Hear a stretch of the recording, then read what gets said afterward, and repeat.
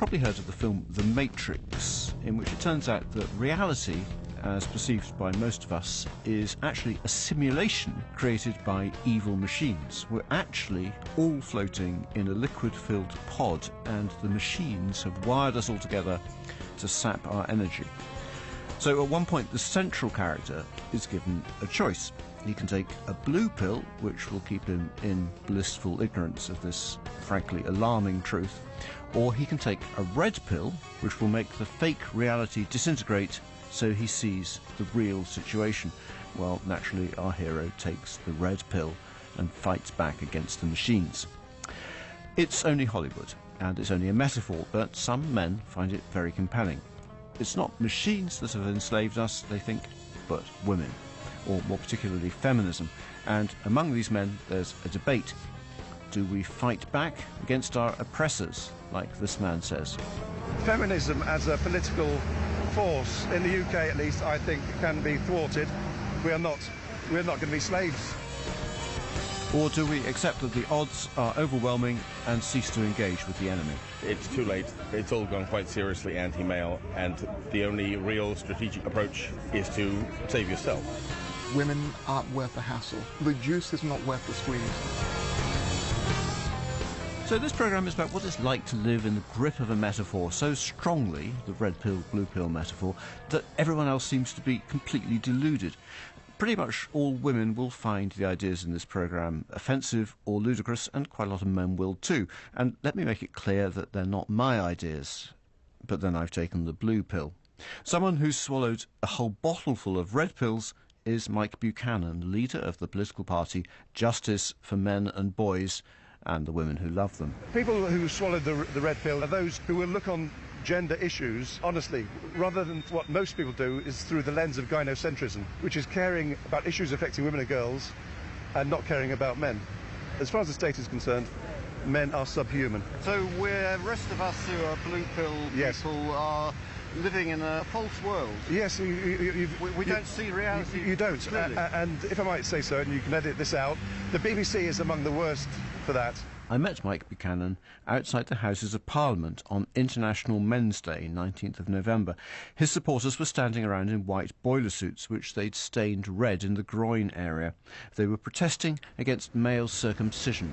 It causes as much damage to males as most female genital mutilation causes to women. The entire purpose of it is to reduce men's pleasure during sex later in life, so as to make them more faithful to their wives. Are you a victim? No, no, I'm not. But I mean, plenty of people here are not, but we have compassion for the men who've been through this. I would say female genital mutilation is a lot worse because it involves sometimes the complete removal of the external genitalia, whereas male circumcision is just removal of a piece of skin. You're just demonstrating there your complete ignorance about circumcision. Circumcision takes away the foreskin, which contains 90% of the nerve endings which give pleasure to men during sex. Its entire purpose is to reduce men's... circumcised men have only 10% of the pleasure? Yes. Yes. This is all highly debatable, but this isn't the place for that debate.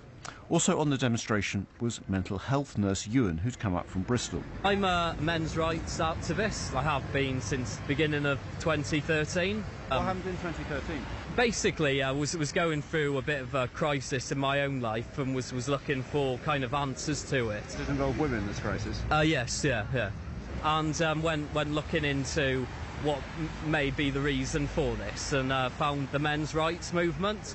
And I just started seeing a lot of the statistics. 80% of suicides are men. Actually, 77% in the UK. 96% of prisoners are men. That's about right. 96% of workplace fatalities are men. Also right. 50% of marriages end in divorce. Actually, in the UK, it's only 42%. 90% of the time, it's the woman who initiates the divorce. Actually, only 65% in this country. And it seems that the main reason for all of these horrific statistics that are affecting men and boys is the proliferation of feminism. It's just now become a female supremacist movement and a full man-hating movement. One odd thing when talking to red pill men is the way they swing from serious public policy issues to personal grievance to generalised whinges about women. Valentine's Day, for instance. There just seems to be a massive kind of entitlement culture amongst women. But they expect to get a Valentine. They expect to get, like, for you to kind of be their pack horse while they're the princess. Men get Valentine's cards too. Yeah, but I don't know, it just seems to be a part of our culture now. There's this expectation of the man to be the pack horse of the relationship. Another man on the demonstration was Rod, originally from New Zealand. His backstory seemed to be one of a dysfunctional and abusive family which suffered because of what he calls interfering feminists, one in particular. My name as a child was Shithead. That's what she used to call me. So at what point did you put all this, your personal experience, together and turn it into sort of political? Well, what happened, I left New Zealand and I worked in a design company, and unfortunately we had a lot of women work there who came from the gender studies course in Kingston, and my life was made hell. And I used to walk around on eggshells and tippy-toed. Because of my background, I never wanted to be the bad man, because I'd been taught that's what masculinity is. And I had my career destroyed. I got in trouble with the police. I tried to fight back about what was happening to me. For what? By just getting myself trying to fight back. No violence. And I ended up getting quite ill after that. I went through... It's very, very hard to emotionally go through. A lot of men, they talk about how angry men are. There's an enormous amount of grief. The Red Pill movement don't like it being pointed out, but they are a living example of the feminist slogan that the personal is political. They'd like you to think they've arrived at their politics through the exercise of pure reason, but at the root there's usually some private personal hurt. Take the case of a man in Australia who uses the online pseudonym Solaris. I, as a young man, had been involved with a girl I cared an awful lot about, and the relationship ended catastrophically. And the ending of that left me so emotionally blindsided that I really took myself aside and felt like I had to reevaluate the things which I thought I knew to try to understand what had happened. Most men would probably put it down to experience and hope for better luck next time, but Solaris decided that the system was at fault.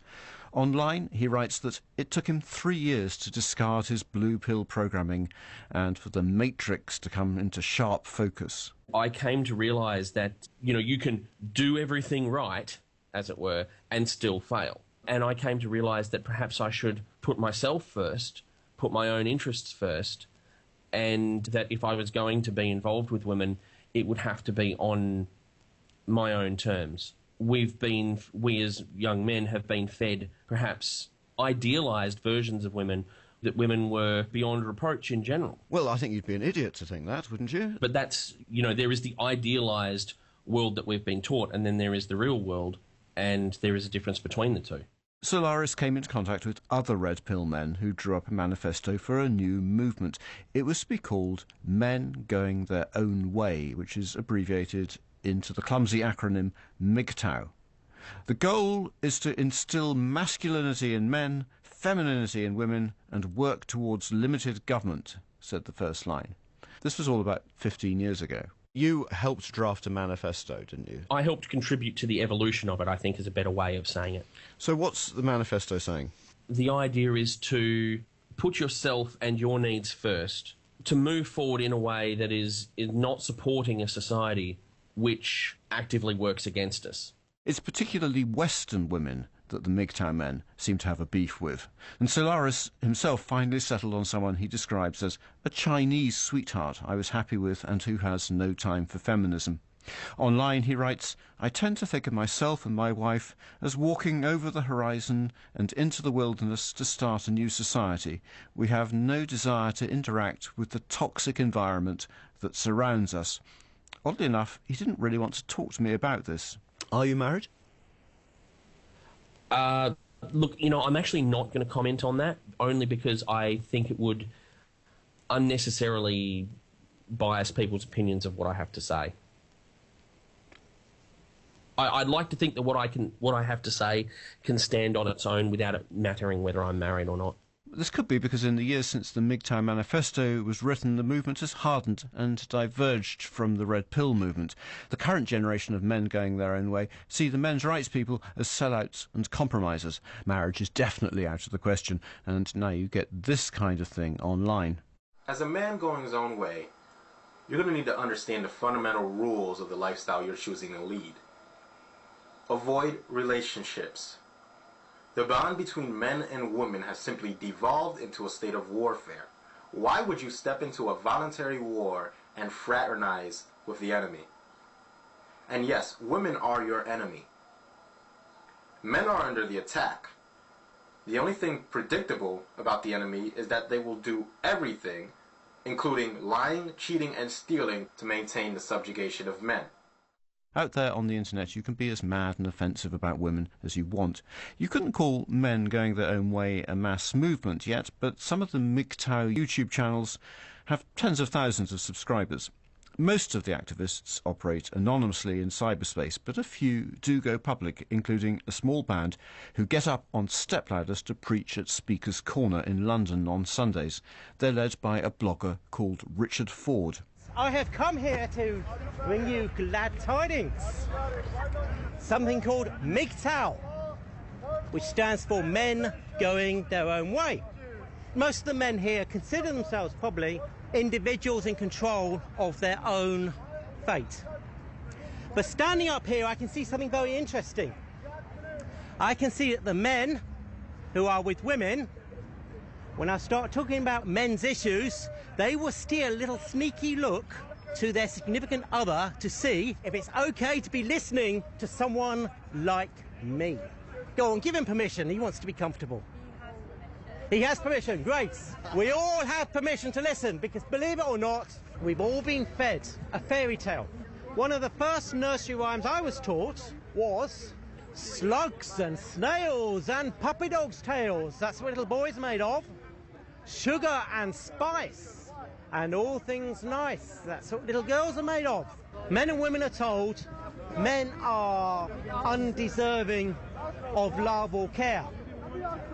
So when we go home and we watch the television, every night has basically the same story. Men getting shot, blown up, killed or destroyed in various ways. Quite often, when he sees a man killed, he's supposed to laugh. It's actually funny. So, politically speaking, he comes to vote. It doesn't seem at all strange to him that he should vote for wars that only he fights in. Because after all, he's made of slugs and snails and puppy dog's tails. Well, I've got news for you. I don't believe women are weak or victims. For example, some men here have been with a woman and she'll say, "Help me, help me, help me. There's a spider in the bath." So the man says, "This is good, I'll get rid of the spider for you." And the woman goes, "Oh, thank you." It never occurs to the man that while he's not in the house, there's no one to take the spider out of the spider plug. Does that mean she just doesn't have baths? No! Of course she knows how to pick up the spider and throw it out the window. But she's just making him feel good. The men took it in turns to persuade the crowd about the evils of feminism. Here's Linton. Women, look guys, this sounds so very strange to you. Yeah. Women have a choice whether to have babies. Agreed, Listen but they to can't me. have babies. Listen, Otherwise we'll just die out. I will not take heckling. They cannot even prove that in the person advance. that's asked the question. They cannot Now prove in listen. advance that they're not going to have babies in the future. Who now still believes we need feminism? Why do you think we need feminism? Because you just compared having a uterus to having a disability. Because no, Because we did not. you think it's acceptable to discriminate against someone purely on the basis of their sex. To have it. You think it's a weakness. That's why we still need feminism. So it's right. While Linton battled the hecklers, I spoke to Richard Ford. A huge grievance among MGTOWs is that marriage is a bad deal for men because if it ends in divorce, women will walk off with all the money. And I'm the only man still I know who represented himself in court and walked away without paying a single penny. So I thought, right, then I'm going to plug into the red pill. I was only able to find very, very low-paid part-time work as a security guard, 5 hours a day, which logically you should not be able to live on. Of course, if I did take a job with a lot of status, she can come back for a second helping. I paid off my mortgage and I've now got about £200,000 worth of assets, working 5 hours a day. Of course, I'm single, so I'm not tempted to spend money on romantic gestures. Romance has become a way of fleecing you, basically. Did you decide after this that you wanted to reduce your involvement, or at least your romantic involvement with women? Yes,